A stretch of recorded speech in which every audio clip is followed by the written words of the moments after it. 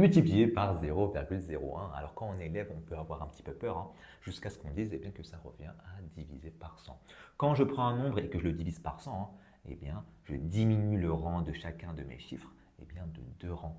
Je diminue le rang de chacun des chiffres qui composent mon nombre de 2 rangs. Et en mathématiques, on a une superbe astuce pour faire cela, c'est-à-dire qu'on prend la virgule ici et on la décale de 2 rangs à gauche. Je diminue le rang de mes chiffres, donc je décale eh bien, ma virgule à gauche. Mon nombre devient plus petit. Je divise par 100, mon nombre devient plus petit.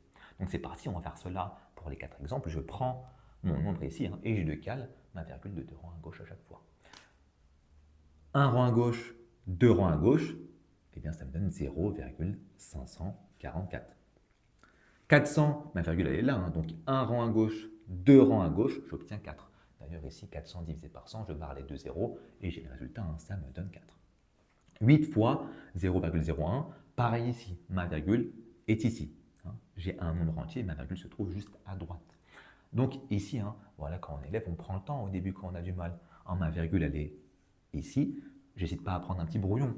Voilà, donc je décale ma virgule d'un rang à gauche, encore un rang à gauche, et voilà, j'efface les précédentes virgules, et je vois que voilà, j'ai un petit espace ici, je vais remplir le reste de 0 pour obtenir un nombre. Ça me donne 0,08, tout simplement.